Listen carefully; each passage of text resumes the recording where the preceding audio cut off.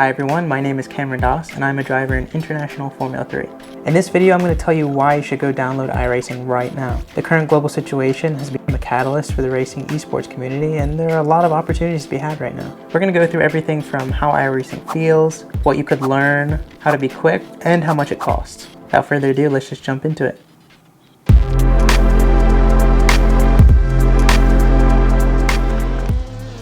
So just to give a little bit of backstory, I've been playing Forza Motorsports and Forza Horizon ever since I was like 7 years old, just for fun. I remember by just playing the game, I learned what a racing line was, when the game had one printed onto the track for you to follow. And I also remember learning about drafting. In NASCAR 2008, the game had a little graphic which showed just how much speed you were gaining by being behind another car. These little details that I picked up on through various video games resulted in me being able to drive a race car for the first time at 15 years old. But there is one software that far and above taught me the most in terms of being able to control a car that was at the limit of its capabilities. And you guessed it, iRacing. What is iRacing?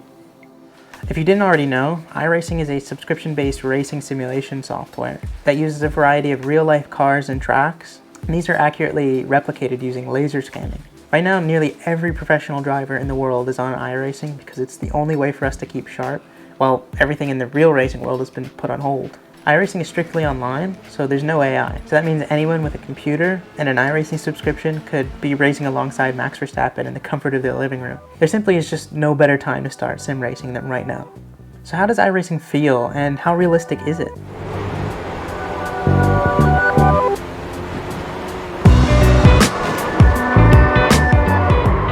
Well, from a speed and physics perspective, I'd say it's very accurate. Lap times can be shockingly realistic. For example, a quick time at Spa in a Dallara F318 is probably about a 2-minute 10.5 second lap time. And in iRacing, the quickest I've ever done is a 2-minute 11.0. And I definitely say I can go quicker than that with a proper setup. With that being said, there are only 4 cars in iRacing that I've actually driven in real life. And I'd say those cars are about 80 to 90% there in terms of realism. But the tracks, on the other hand, are shockingly realistic. So as I mentioned, they're actually laser scanned, so that means that they're within an 1/8 of an inch accuracy all across the circuit. And that means it's detailed enough to have all the bumps and nuances that you would really need to know for real life. Obviously, tracks can get resurfaced and curbs can change over time, but when iRacing has the latest scans in place, there just really is no better way to learn a track. iRacing has added the little things over the years that make it more realistic than any video game out there.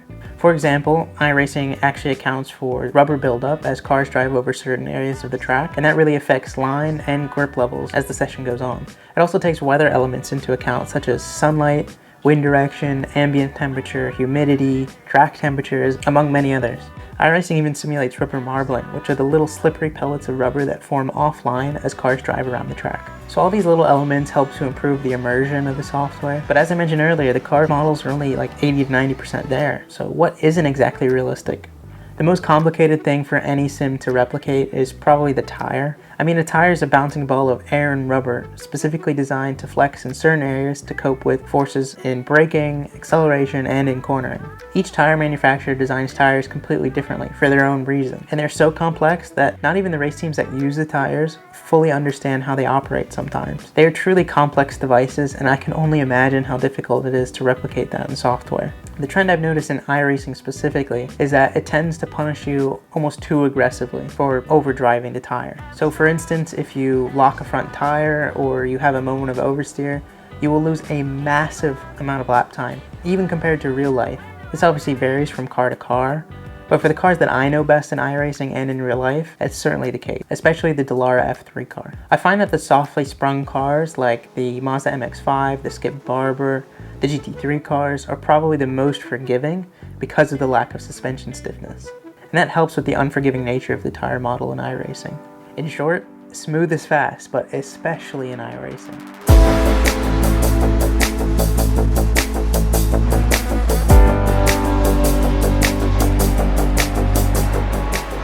Some other softwares out there are pretty much the opposite. They actually don't punish you enough for driving over the limit, and that's definitely the trend you'll find with the more video gamey type software. The iRacing tire model actually makes it easy to drive the real car, if that's at all possible. So where exactly do you start when you first get into iRacing? So iRacing works differently than any other racing games or simulators. Just like real life, you have a license that permits you to race in certain championships that you qualify for. And in order to qualify for a better license, you need to compete in enough races without basically crashing.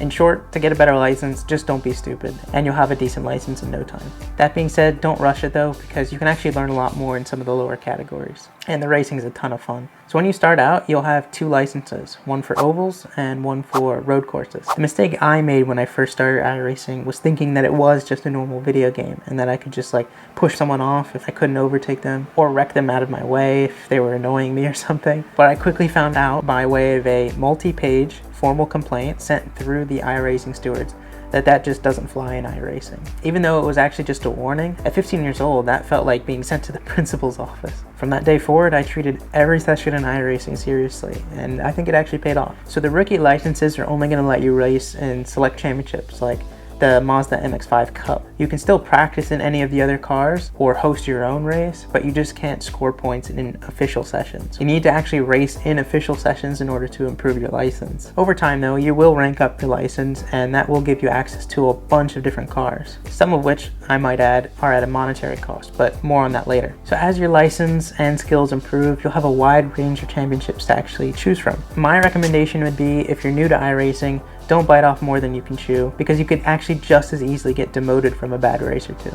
iRacing gets more and more complex the more you go along. It really allows you to change nearly everything that you can in a real car, such as camber, spring stiffness, brake compounds, air distribution, among many other things. And setups can make a huge difference in lap time, both in real life and in iRacing. So if you don't know how to do your own setups just yet, you can either buy some from a third party, such as Virtual Racing School or Craig Setup Shop, or you can race in fixed setup series, which are basically series within iRacing that don't allow any changes of the setup at all for anyone. I would take the time and start tinkering with some setup changes as well though, because I find that really fun and interesting. I would also recommend downloading a plugin for iRacing which allows you to view your data after every session. You can learn so much by doing this, and most iRacers don't, which is a huge missed opportunity. There are some free plugins that allow you to do that on your own, but also there's a service with Virtual Racing School which actually does the analysis for you, as well as provides reference data, video, and even coaching if you wanted to. That of course is at a cost. You can also just look up iRacing circuit guides on YouTube. There are just a ton of videos out there. Just as a warning though, iRacing changes tire models and track models pretty much every season. So if you find a setup that's maybe a year or two old, or even just a season old,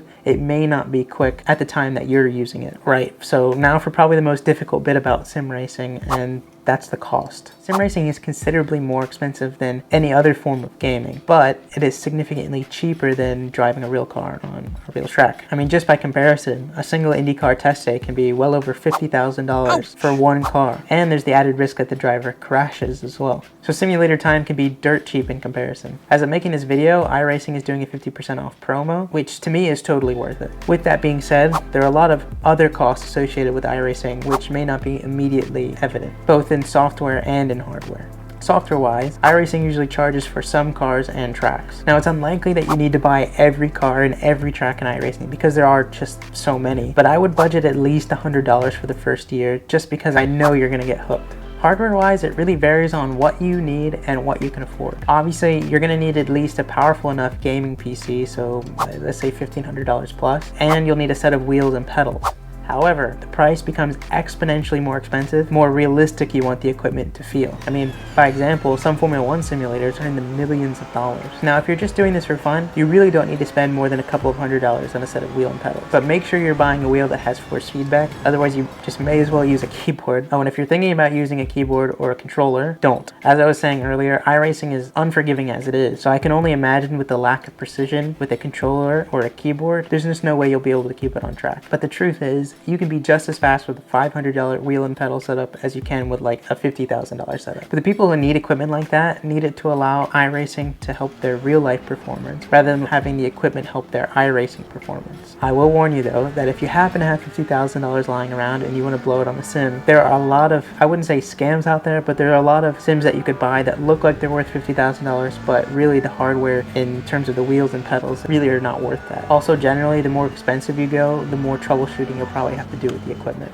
So take a look at this sim I built with my dad and grandfather a few years back. This was actually the first sim I ever had. Before this I used to just mount the wheels straight onto a desk or something, but this was actually the first proper seat, and I still use it to this day when I go back to the States. To build it we used 2x4, some wood screws, a little bit of carpet, paint, and a racing seat we found on eBay. Not including the wheels and pedals, the whole thing took about $130 and a day's work to make. Originally I think I started with a Thrustmaster TX wheel, moved up to a T500 RS, and then eventually I put on a Fanatec Club Sport V2.5 I believe, which is still on there to this day. And that equipment is more than enough for that purpose. If there's any worthy upgrade recommendation that I can actually make, it'd probably be on monitors that support 120 Hz or higher.